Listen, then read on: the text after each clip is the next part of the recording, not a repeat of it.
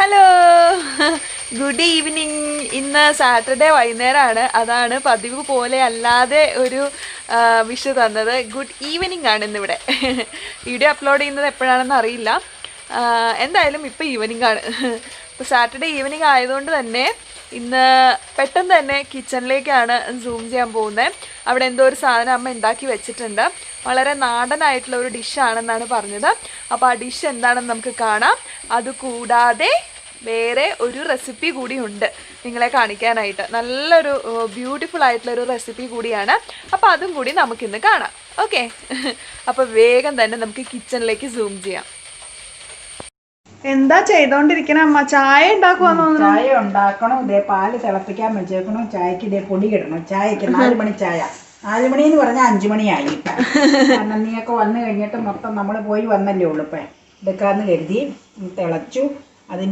അത് കൂടാതെ ഞാൻ ഉച്ചയായപ്പോഴത്തേക്കും വൈകിട്ടത്തേക്ക് കഴിക്കാനുള്ള ഐറ്റം ഉണ്ടാക്കി വെച്ചിട്ടുണ്ട്. അപ്പച്ചമ്പ കണ്ടപ്പോ എനിക്ക് മനസ്സിലായി ഇതിന്റെ ഉള്ളിൽ എന്തോ എനിക്ക് കഴിക്കാനുള്ളത് ഉണ്ടെന്ന്. വറവരി അല്ല കേട്ടോ, ഇന്ന് കാര്യം തണുപ്പാണ്. പക്ഷെ ഇന്ന് വറവരി അല്ല. അപ്പൊ എന്താന്ന് നോക്കാം. Hi, nostalgic ilayada. അകത്ത് തേങ്ങ ശർക്കരയും വെച്ച അടയാട്ടോ. നോക്കട്ടെ. അമ്പോ നല്ല സൂപ്പർ അടയാണ് കേട്ടോ. അത് കാണുമ്പോ നിങ്ങക്ക് അറിയാലോ, നല്ല അടിപൊളി അടയാണ്. നല്ല ട്രാൻസ്പെയറന്റ് അട. അടിപൊളിയാണ് കേട്ടോ. നല്ല രസമുണ്ട് കാണാനായിട്ട്. തുറന്ന് കഴിക്കാൻ നേരത്തെ വേണമെങ്കിൽ പ്ലേറ്റിൽ വെച്ചെടുത്തോ. ഇപ്പം ജസ്റ്റ് ഒന്ന് എടുത്തോ. അമ്മ എത്ര എണ്ണം ഉണ്ടാക്കിയ? കൊറേ ഉണ്ടാക്കി തോന്നുന്നു. ആർക്കും കഴിക്കാൻ ചെറുതല്ലേ, അത് കാരണം.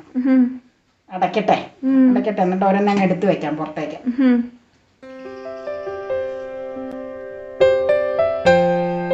തുറന്നെടുത്താ മതി.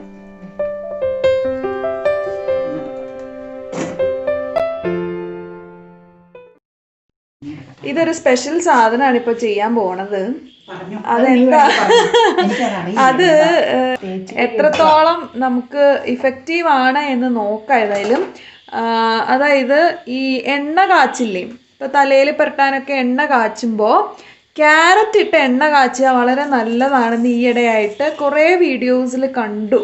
ഞാനാ കണ്ടത്. അപ്പോൾ കണ്ടു കഴിഞ്ഞപ്പോൾ തോന്നി നല്ലൊരു പരിപാടിയാണ്. കാരണം ക്യാരറ്റ് എന്തുകൊണ്ടും നമ്മൾ കഴിക്കുന്നത് മുടി വളരാനൊക്കെ വളരെ ഹെൽപ്ഫുൾ ആയിട്ടുള്ളൊരു സാധനമാണ് ക്യാരറ്റ്. അപ്പോൾ അതുകൊണ്ട് എണ്ണ കാച്ചി കഴിഞ്ഞാൽ അത് ഇഫക്റ്റീവ് ആയിരിക്കുമെന്നത് തോന്നി. അപ്പം അത് കാരണം അത് എങ്ങനെ ഉണ്ടാവും ഒന്നൊന്ന് നോക്കട്ടെ. തൽക്കാലം കുറച്ച് ക്യാരറ്റ് എടുത്ത് നമ്മൾ എണ്ണയിലിട്ട് അത് മൂപ്പിച്ച് ഒരാഴ്ച ഞാൻ ഉപയോഗിച്ച് കഴിഞ്ഞിട്ട് നിങ്ങളുടെ അടുത്ത് റിവ്യൂ പറയാം കേട്ടോ. അപ്പം എന്തായാലും നോക്കാം എന്തായിരിക്കും അതിൻ്റെ ആഫ്റ്റർ ഇഫക്റ്റ് എന്ന് കേട്ടോ. ക്യാരറ്റ് വളരെ നല്ലൊരു പച്ചക്കറിയാണ്. മുടി വളരാൻ പ്രത്യേകിച്ച് ഭയങ്കര നല്ലൊരു പച്ചക്കറിയാണ്. വൈറ്റമിൻ എ ഒക്കെ നല്ലോണം ഉള്ള ഒരു നല്ലൊരു പച്ചക്കറിയാണ്. നമ്മുടെ ആഹാരത്തിലൊക്കെ കൂടുതലായിട്ട് ഉൾപ്പെടുത്തുന്നതും വളരെ നല്ലതാണ്. എന്തായാലും ഒന്ന് നോക്കട്ടെ എങ്ങനെ ഉണ്ടാവുമെന്ന്. അപ്പോൾ ഇത് മൂത്ത് കഴിഞ്ഞിട്ടാണ് അല്ലേ നമ്മൾ എണ്ണ ഒന്ന് ചൂടായി കഴിയുമ്പോൾ ഞാൻ ക്യാരറ്റ് അതിലേക്ക് ഇട്ട ഫസ്റ്റ് ടൈമാണ്. ഇതിൽ കണ്ട് ചെയ്യണോണ്ട് വലിയ ഐഡിയ ഒന്നുമില്ല. അപ്പം നമുക്കൊരു 5 മിനിറ്റ് ഇത് മൂപ്പിച്ചേച്ച് ഓഫ് ചെയ്യാം. അപ്പോൾ ഈ ക്യാരറ്റിൻ്റെ നിറം മാറി വരുമ്പോൾ മൂക്കണത് അറിയാലോ. എന്നിട്ട് നമുക്ക് നന്നായിട്ട് തണുത്ത് കഴിയുമ്പോൾ ഫിൽറ്റർ ചെയ്ത് കുപ്പിയിൽ ഒഴിക്കാം. നന്നായിട്ട് അരിക്കണം, അല്ലെങ്കിൽ ചീത്തയായി പോകും. അത് അല്ലെങ്കിൽ ചിലപ്പോൾ ഈ ഇത് കിടന്നു കഴിഞ്ഞാൽ അത് കേടായി പോകും. ചിലപ്പോൾ ഒരുപാട് നേരം ഒന്നും ഇങ്ങനെ ഇട്ട് മൂപ്പിക്കണ്ട, കുറച്ച് നേരം ജസ്റ്റ് ഒന്ന് കളറ് മാറും, നേരം അറിയാം. കരിയരുത് കേട്ടോ ഒരിക്കലും. ഞാൻ നൈസായിട്ടാ സ്ലൈസറിലാണ് അരിഞ്ഞെടുത്തത്, കാരണം വളരെ നൈസ് തരുന്ന.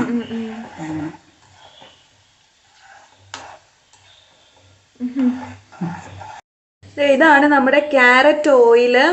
അപ്പോൾ നല്ല രസമായിട്ട് ആ കളറൊക്കെ വന്നിട്ടുണ്ട്. അപ്പം നമുക്കിത് ഉപയോഗിച്ച് കഴിഞ്ഞിട്ട് ഇനി പറയാം. ഇത് നമ്മുടെ ചെമ്പരത്തിയാണ്. നമ്മുടെ പണ്ട് കാലത്ത് വീടുകളിൽ ഇത് വെച്ചിട്ട് എന്തെല്ലാം സാധനങ്ങളാണ് ഉണ്ടാക്കിയിരുന്നതെന്നറിയാം. പ്രധാനമായിട്ടും കേശ സംരക്ഷണമായിരുന്നു അല്ലേ. ഇന്നിപ്പോ എന്റെ കേശ സംരക്ഷണത്തിനാണ് അമ്മ ഇത് ഉണ്ടാക്കി തരാന്ന് പറഞ്ഞത്. എന്റെ ചെറുപ്പത്തിൽ ഒന്നും ഷാമ്പൂ ഇല്ല. അവിടെയൊക്കെ ചെമ്പരത്തി പൂവും ചെമ്പരത്തി ഇലയൊക്കെ ചേർത്ത് ഇങ്ങനെ കൈകൊണ്ടാ ഞാൻ അങ്ങനെയാട്ടോ ചെയ്യാറ്. എന്റെ വല്യമ്മച്ചയൊക്കെ ചെയ്ത് തന്നെ കൈകൊണ്ട് ഞരടി വെച്ച് വെള്ളം ഒഴിച്ചിങ്ങനെ ഒരു വഴുകല് പോലെയാവും. താളിന്ന് അതിന് പറയണേ. അങ്ങനെ ചെമ്പരത്തി താളി ഉണ്ടാക്കിയാണ് അന്നത്തെ കാലത്ത് തലയിലെ അഴുക്കുകളൊക്കെ കളയാനായിട്ടും കുറച്ച് താരനൊക്കെ പോകുന്ന എനിക്ക് തോന്നുന്നത് അത് ഇട്ട് കഴിഞ്ഞാൽ മുടിയൊക്കെ നല്ല ക്ലീൻ ആയിട്ട് കിട്ടും. അങ്ങനെ ആഴ്ചയിൽ ഒരു ദിവസമെങ്കിലും ഉണ്ടാക്കി തരുമായിരുന്നു.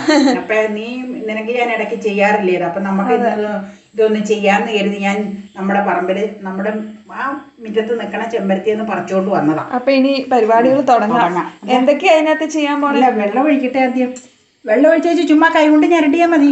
അപ്പൊ വഴുകൽ പോലെ ഇങ്ങനെ കിട്ടും. ഓ അത്രയും ചെയ്താ മതി അല്ലേ? ഒന്നും ചെയ്യാനില്ല, അത് ഇങ്ങനെ ചുമ്മാ ഞരടി പിഴിയുക. ഇച്ചിരി ഇലയും കൂടെ ഇടണം. എന്നാലേ ഞാൻ കുറെ പൂകാരി അതിൽ നിപ്പുണ്ട്. എന്നാ കുഴപ്പമെന്ന് വെച്ചാൽ ഈ മഴ ഇങ്ങനെ പെയ്തുകൊണ്ടിരിക്കുന്നതുകൊണ്ട് ഈ കമ്പയെ പിടിക്കുമ്പോഴത്തേക്ക് മേത്തേക്ക് മുഴുവൻ വെള്ളം വീഴുക.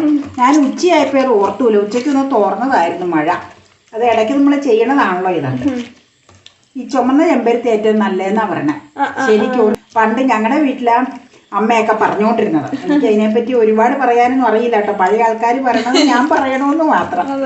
നല്ല കുഴമ്പ് പോലെ ഇത് വരും. എന്നിട്ട് പിന്നെ ആവശ്യത്തിന് കുറച്ച് വെള്ളം ചേർത്താൽ മതി.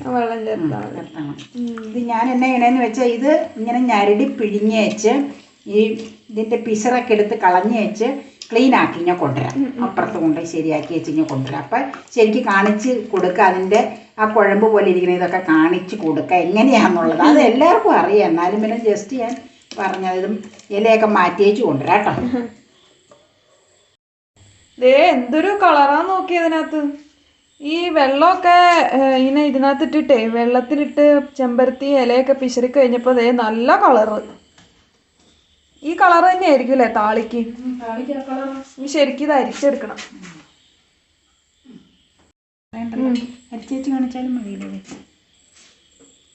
വെള്ളം ഇച്ചിരി കൂടി ഒഴിച്ചു അതിനകത്ത്. അത് മുടി നമുക്ക് ശരിക്കും കഴുകി എടുക്കണ്ടേ.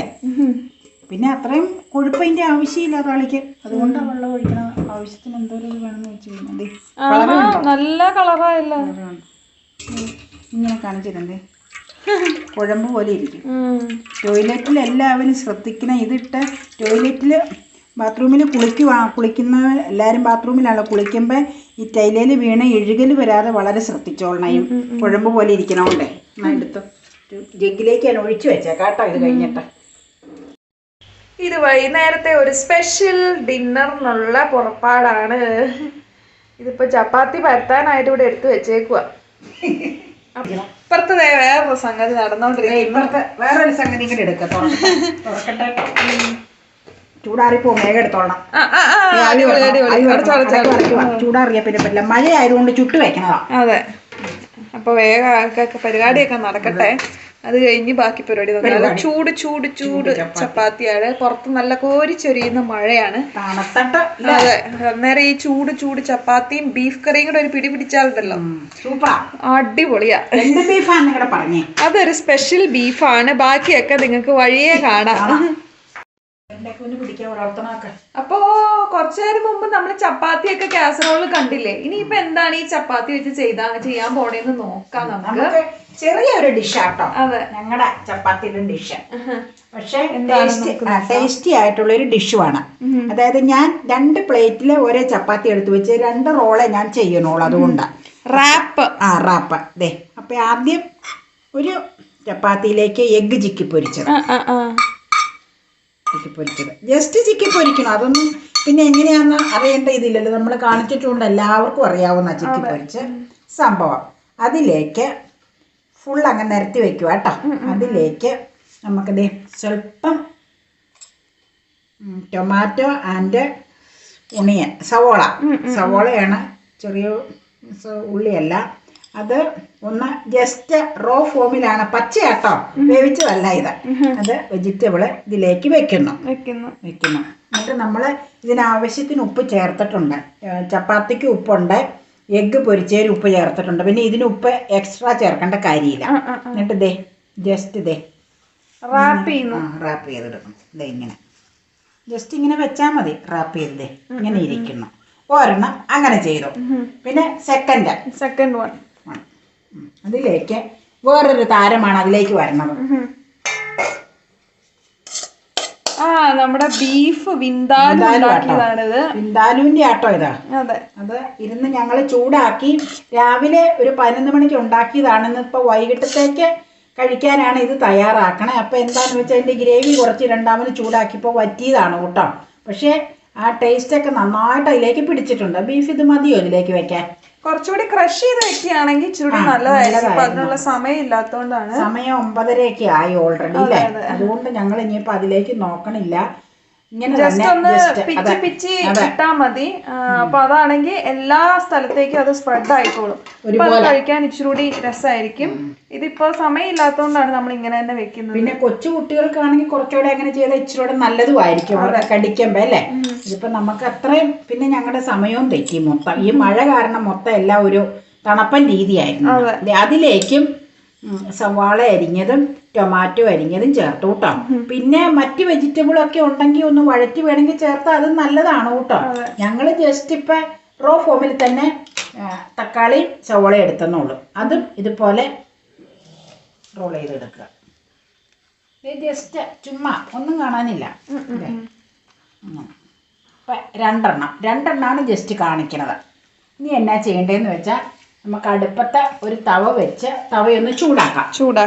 തവ അടുപ്പത്ത് ഇരിപ്പുണ്ട് ഓൾറെഡി. ഇച്ചിരി നെയ്യ് ഇട്ട് വേണം ചൂടാക്കാൻ. നെയ്യ് ഇടണം. നെയ്യ് ഇട്ടാലല്ലേ ടേസ്റ്റ്. അപ്പം ഞങ്ങൾ ചപ്പാത്തി ഉണ്ടാക്കിയപ്പോൾ ഡ്രൈ ചപ്പാത്തിയാണ്. ഒട്ടും ബട്ടറോ ഡാൽഡ ഒരു സംഭവം അതിൽ ചേർത്തിട്ടില്ല. ഡ്രൈ ആയിട്ട് ചുട്ടെടുത്തതാണ്.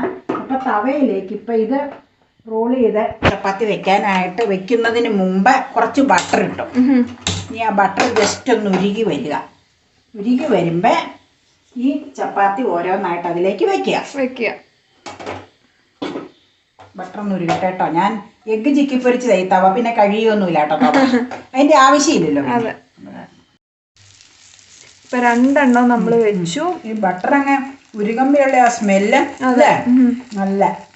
ഇനി കുറച്ച് കാലം ഇനിയിപ്പോ ഇടയ്ക്ക് ഇടവിട്ട് നമ്മളൊന്ന് തിരിച്ചും മറിച്ചിട്ട് കൊടുക്കണം. അത് സൂക്ഷിച്ച് തിരിച്ച് നമ്മൾ എടുക്കണം. ഇതിൽ നിന്നൊക്കെ അധികം അടർന്നു പോവാത്ത രീതിയിൽ വേണം. ജസ്റ്റ് കാണിക്കണ്ടേ. ഇപ്പം മുരിങ്ങി വന്നോട്ടെ. അകത്തിരിക്കുന്ന വെജിറ്റബിൾ അല്ലാതെ എഗ്ഗും ബീഫും പിന്നെ ശരിക്കും വേവിച്ച് റെഡിയാക്കി വെച്ചേക്കണതാണല്ലോ. ഇനിയിപ്പോൾ വെജിറ്റബിൾ വെക്കണമെന്ന് ഇല്ലാത്തവർക്ക് വെക്കണ്ട കേട്ടോ. ഇതിപ്പോ ഈ കുട്ടികൾക്കൊക്കെ ലഞ്ച് ബോക്സിൽ കൊടുത്തുവിടാൻ നല്ലതാണ്. അവർക്ക് ഈ ചപ്പാത്തിയും ബീഫും കറിയും ഒക്കെ കഴിച്ചുകൊണ്ടിരിക്കുമ്പോൾ കയ്യിൽ എപ്പോഴും ആവുന്നു എന്ന് പരാതി ഉണ്ടെന്നുണ്ടെങ്കിൽ ഇതുപോലെ ഒരു റാപ്പ് ഉണ്ടാക്കിയിട്ട് ഒരു ടിഷ്യൂ പേപ്പറിൽ അങ്ങ് പൊതിഞ്ഞ് കൊടുത്തു കഴിഞ്ഞ് കഴിഞ്ഞാൽ അത് പിടിച്ച് അവർ കഴിച്ചോണ്ട് നടന്നോളും അല്ലേ. അത് കഴിച്ചോണ്ട് നടന്നോളും മാത്രമല്ല അവർക്ക് ഒരു സന്തോഷമായിരിക്കും. ഒരു വെറൈറ്റി ആയിട്ട് ഇങ്ങനെ കൊടുക്കുമ്പോൾ. ഇപ്പൊ ചപ്പാത്തി ആണെങ്കിലും ചപ്പാത്തിയും കറികളുമായിട്ടായിരിക്കൂലേ, ചിലപ്പോൾ കറി ആയിട്ടായിരിക്കൂലേ കൊടുത്തു വിടണം. അപ്പൊ ഈ ഇങ്ങനെ വേറൊരു രീതിയിൽ കൊടുക്കുമ്പോൾ അവർക്ക് കഴിക്കാനും സന്തോഷമായിരിക്കും. നമ്മൾ ഉള്ളിൽ വെക്കണ സാധനവും നല്ലതല്ലേ. അപ്പൊ അവരുടെ ഉള്ളിൽ നല്ല ഭംഗിയായിട്ട് അതൊക്കെ ചെന്ന നല്ല പോഷകസമൃദ്ധമായിട്ടുള്ള സംഭവമല്ലേ അകത്തിരിക്കുന്നത്. അപ്പൊ നല്ല എനർജി ഉണ്ടായിക്കോളൂ അല്ലേ. അപ്പൊ അത് പിന്നെ ചിലത് എങ്ങനെയാണെന്നറിയാമോ, ഇതിങ്ങനെ കട്ട് ചെയ്ത് ടിഫിൻ ബോക്സിൽ ഇട്ട് കൊടുത്തു വിടും. ഞാനിപ്പോ അത് കട്ട് ചെയ്യാനൊന്നും നോക്കണില്ല. ഇങ്ങനെ ഈ ഫോമിൽ നമ്മളിപ്പോ കൊടുത്തു വിടുവെന്നല്ലോ, നമ്മൾ വൈകിട്ട് കഴിക്കുമല്ലേ. അപ്പൊ അങ്ങനെ ചെയ്യാന്ന് കരുതി കേട്ടോ. ഇനി നമുക്ക് ഇത്രയും ചൂടായാൽ മതി. നമുക്ക് ഗ്യാസ് ഓഫ് ചെയ്യാം കേട്ടോ. അപ്പോൾ ദേ നമ്മുടെ റാപ്പ് ഞൊടിയിടയിൽ റെഡിയായി കഴിഞ്ഞു. വളരെ ഈസി ആയിട്ട് നമുക്ക് ഉണ്ടാക്കാൻ പറ്റുന്ന ഒരു ടെക്നിക്കാണിത്. എല്ലാവരും ഇതൊന്ന് പരീക്ഷിച്ച് നോക്കണം കേട്ടോ. എല്ലാ കുട്ടികൾക്കും ഒരുപോലെ ഇഷ്ടപ്പെടുന്ന ഒന്നായിരിക്കും ഇത്. കാരണം കയ്യിലൊന്നും ആവില്ല. ഒരു ടിഷ്യൂ പേപ്പറിൽ അങ്ങ് പൊതിഞ്ഞു കൊടുത്തു കഴിഞ്ഞാൽ അവരത് പിടിച്ച് കടിച്ച് നടന്നോളും. അപ്പോൾ ഈ സ്പോർട്സ് പോലെയുള്ള ദിവസങ്ങളിൽ, വിശേഷ ദിവസങ്ങളിലൊക്കെ സ്കൂളിൽ ഫ്രീ ആയിട്ടിരിക്കുമ്പോൾ പിള്ളേർക്ക് അങ്ങനെ ക്ലാസ്സിലിരുന്ന് കഴിക്കാനൊന്നും പറ്റില്ലല്ലോ. അപ്പോൾ അങ്ങനെ ഉള്ള ദിവസങ്ങളിലൊക്കെ ഇങ്ങനെ കൊടുത്തു വിട്ട് കഴിഞ്ഞാൽ അവർ ഓടി നടന്ന് ഇങ്ങനെ കഴിച്ചോളും. ഇപ്പം എന്തായാലും ക്ലാസ് ഒന്നും ഇല്ല. അല്ല എങ്കിലും അല്ലാതെ വീട്ടിലിരിക്കുന്ന സമയത്ത് ഉച്ചയ്ക്കോ വൈകിട്ടോ ഒക്കെ പോഷകസമൃദ്ധമായിട്ട് അവർക്ക് കഴിക്കാമല്ലോ ഇതാണ്. പിന്നെ അത് ഈ പഠനവേളകളിലൊക്കെ ആണെങ്കിൽ അവർക്ക് കയ്യിലൊന്നും ആവാതെ നെയ്യൊന്നും പുരളാതെ തന്നെ അവർക്ക് ഈസി ആയിട്ട് ഇത് കഴിക്കുകയും ചെയ്യാം. കൈകാര്യം ചെയ്യാൻ എളുപ്പമാണ് ഇത്. ഭയങ്കരമായിട്ട് എളുപ്പമാണ്. എല്ലാവരും ഒന്ന് ട്രൈ ചെയ്യും കേട്ടോ. വളരെ എളുപ്പമല്ലേ, പ്രത്യേകിച്ച് ഒന്നും ഉണ്ടാക്കാനൊന്നും ഇല്ല. സിമ്പിൾ ഒരു മെത്തേഡാണ്. അപ്പം എല്ലാവർക്കും വീഡിയോ ഇഷ്ടമായിട്ടുണ്ടാവും എന്ന് വിചാരിക്കുന്നു. ഇഷ്ടമായിട്ടുണ്ടെങ്കിൽ ഒന്ന് ലൈക്ക് ചെയ്യണം കേട്ടോ. ഷെയർ ചെയ്യാനും മറക്കരുത്. ഫാമിലിക്കും ഫ്രണ്ട്സിനും റിലേറ്റീവ്സിനും ഒക്കെ ഒന്ന് ഷെയർ ചെയ്യാനും മറക്കരുത്. അപ്പോൾ ഇനി മറ്റൊരു ബ്യൂട്ടിഫുൾ ഡിഷായിട്ട് നമുക്ക് വീണ്ടും കാണാം. അതുവരേക്കും ബൈ ബൈ.